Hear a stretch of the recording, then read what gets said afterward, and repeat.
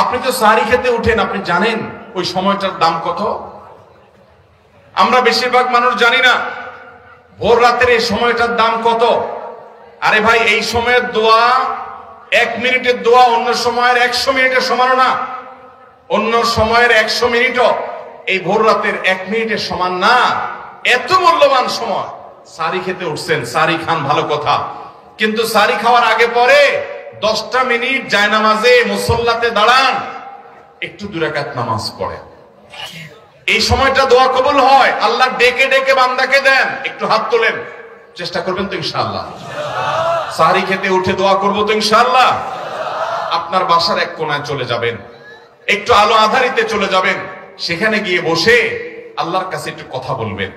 সিজদা চলে যাবেন, সিজদা গিয়ে আল্লাহর সাথে একটু মন খুলে কথা বলবেন। আল্লাহ, আমি অনেক গুনাহ করেছি, আল্লাহ আমি অনেক পাপিষ্ঠ। শুনেছি আপনার রাসূল জানিয়েছেন যে এই মাসে নাকি আপনি অনেক পাপিষ্ঠকে মাফ করে দিবেন।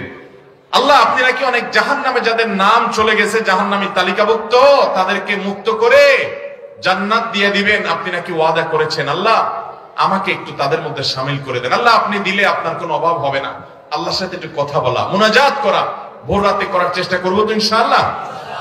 ঘরের এক কোণায় চলে যাবেন, সাহারিটা আগে আগে খেয়ে শেষ করবেন, আজানের এখনো 15 মিনিট বাকি। চলে যান এক কোণায়, ওযু করে দাঁড়ায় যান 2 রাকাত নামাজে, চলে যান সিজদা, একটু দোয়া করেন। নিরিবিলি জায়গা যদি বাসায় না থাকে, ছাদে চলে যান, মসজিদে আগে চলে যান, এক কোণায় চলে যান। এই সময়ের 10টা মিনিট অন্য সময়ের ঘন্টাকে ঘন্টার চাইতে মূল্যবান। চেষ্টা করবো তো ইনশাআল্লাহ? ভাইরা আমার, সিয়াম আমাদেরকে হারাম ছাড়া প্রশিক্ষণ দেয়। সিয়াম আমাদেরকে বলে তোমার যা মনে চায় তা করতে পারবা না।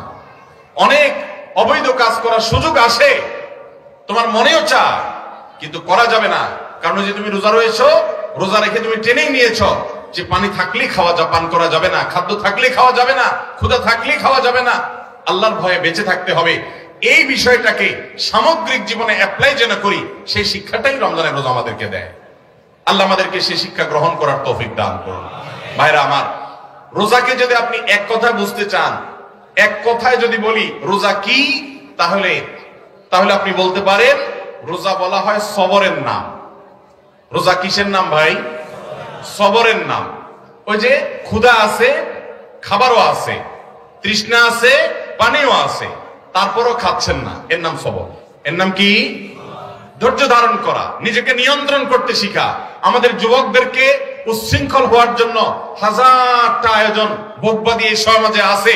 ইসলাম শুধু বলে ভোগ নয়, ত্যাগ করতে শিখো, কন্ট্রোল করতে শিখো, নিয়ন্ত্রণ করতে শিখো নিজেকে। যেখানে সেখানে ডাইরেক্ট হয়ে যাওয়া নয়, নিজেকে আটকে রাখা, নিয়ন্ত্রণ করা, সবর করা। সবর মানে শুধু বিপদে ধৈর্য ধারণ করার নামই সবর নয়। সবর মানে নিজেকে যে কোনো কাজে আবদ্ধ করে ফেলা, এটা হলো সবর। ভাইরা আমার, জীবনের সাফল্য, আখিরাতের সাফল্য তো বটে, দুনিয়ার সাফল্য সবর ছাড়া কোনোদিন সম্ভব হতে পারে